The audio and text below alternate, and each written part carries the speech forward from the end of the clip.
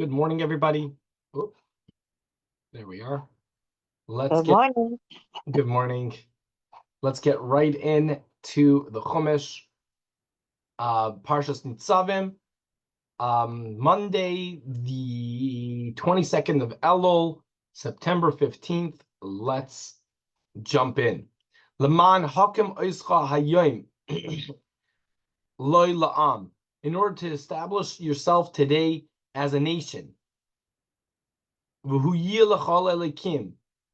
And he should be your God. Kasher diber lach, as he spoke to you, v'chasher nishbal avesecha, as he swore to your forefathers, la'Avram, liYitzchak, liYaakov, to Avram, Yitzchak, and Yaakov. In order to establish you today as his people, he makes this effort, Rashi, of entering these partitions himself, so to speak, in order to ensure that you remain permanently before him, and thus remain his people. Next Rashi, so that he can be your God.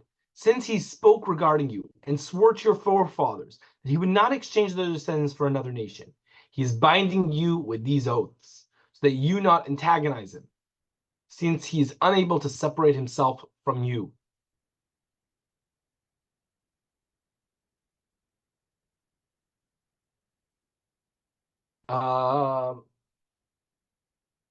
Something is weird. This Rashi Atem Nitzavim Hayom. Let me reload this page. Oh, maybe it's, oh yeah, it's very small. It's a tiny parsha. I forgot about it. I'm like, what? How could there just be 3 psukim? But yeah, when it's not together, Nitzavim Vayelech are tiny. V'loi itchem levadchem anochi kairis. Es abris azais v'es ha'ola azais. I am not making this covenant and administrating this oath on God's behalf solely with you. Ki es asher yeshna pai imanu eimedayim lifnei Hashem alekechem. But I'm only making it with those standing here with us today before Hashem, your God. And with those who are not here with us today, what does that mean? Even with future generations, so that they may be direct parties to the covenant just as you are.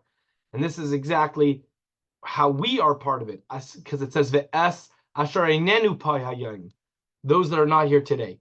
Whoa, that is the smallest Chumash we've ever done.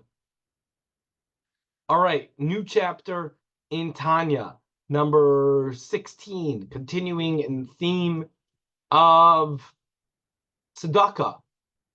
Remember, these were letters that the Alter Rebbe is sending to his chassidim, to his followers, regarding tzedakah.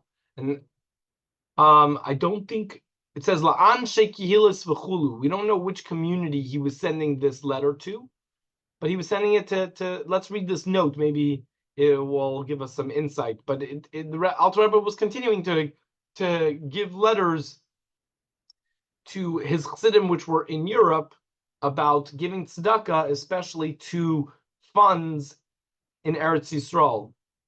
The chassidim in Europe definitely were not, followers in Europe were definitely not wealthy, but they may have been better off than the chassidim, the Jewish people that were in Eretz Yisrael at the time. All right, let's look at it. It's already been noted that the Alter Rebbe devoted many of the letters that comprise Igeres HaKodesh to the theme of tzedakah, particularly when dedicated to the support of those who engage in Torah study and divine service in Eretz Yisrael. As its opening salutation indicates, the present letter is one of those sent to a particular community. We don't know which. Its economic state was dismal. In other words, the community was not in a great situation. And word had reached the Alter Rebbe that its charitable contributions for the Kol Chabad Fund has fallen off accordingly. The Alter Rebbe therefore writes that he is aware of their hardships, but it remains imperative that they maintain their regular level of generosity. The reasons he enumerates are based on the requirements of the Torah law, as well as on considerations that surpass the letter of the law. So they were going through a very rough time, but the Alter Rebbe said, you gotta still give tzedakah and continue supporting those that are even in a tougher situation than you are.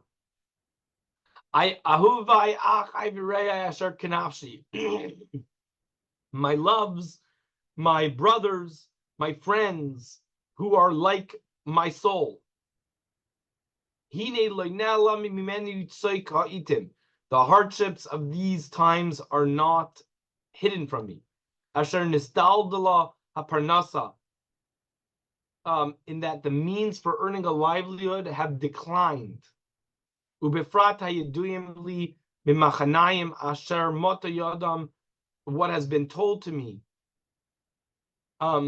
regarding your community whose hands have faltered, lishum masen umas ena, without a provider and with no work available both for the husband or for the wife. Umamesh loivim va'ichlem, you're literally borrowing in order to eat. Hashem yirachem aleichem, Hashem should show compassion to you. V'yarchiv lahem, and betzar bekarev, and bring respite from your tsar quickly. The imkolzeh. With all that being said, loy tovim oisem lanafsha, you're not acting correctly for your soul. V'hanishma, according to what I've been hearing, asher kafzu yod mapsucha me'oida ad hayemazeh, that you are closing your hand, which had been open until this day, litin biyadam leah, which you were giving with a full hand, the ayin yafa, and a generous eye, l'chol hatztrachos, to all the necessities, ha'achrechem, important necessities, lidei machseria ha'avyonim nikim, to satisfy the needs of the clean destitutes, asher neihem nisuos aleim, whose eyes are lifted upon us. This refers, look at the comment, this refers to the destitute of Eretz Yisrael who had absolutely no means of support other than the charitable fund of Kol Chabad.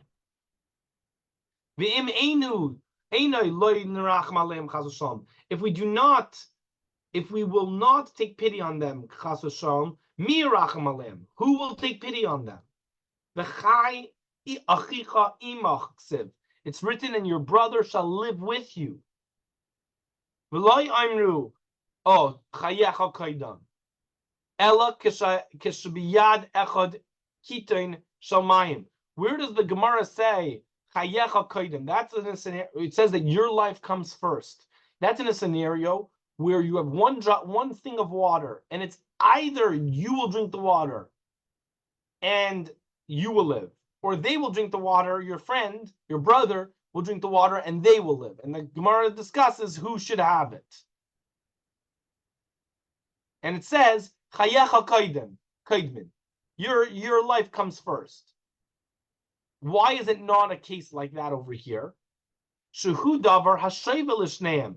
B'shava listais la hashiv nafsham b'tzama. This is when they're equal and they both need to drink in order to stay alive. Aval im ha'ani tzarach lechem lefi hataf ve'etzim uchsus bakara uchahai gavna. But if the poor person needs bread for mouths of the baby, and firewood and clothes against the cold, cold varm elu koidmim l'chol malbushe chavayd v'zevach mishpacha basar v'dagim l'chol mat'amim shalom adam l'chol bnei adam. That giving to the people of Eretz Yisrael who need literally bread for their children and wood and clothes against the cold comes before having nice clothes and family feasts of meat and fish and all kinds of delicacies for oneself. I don't know exactly if they were having so many delicacies in Europe at that time, or Russia, whatever. But you can't say the argument of you can't make the argument of chayecha kaidam, because it's not a case where it's equal. Over here, you would forgo of some of the nicer things, and it would mamish save for the people in Eretz Yisrael things that they needed. Because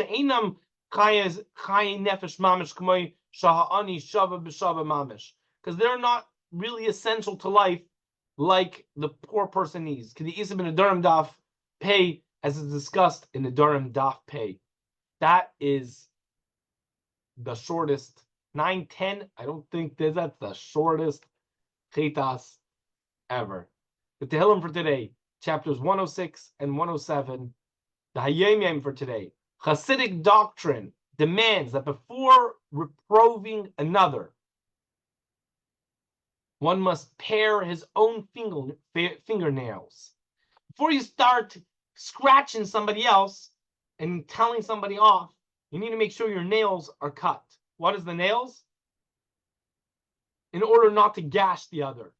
They, the forces of evil, seize by the fingernails.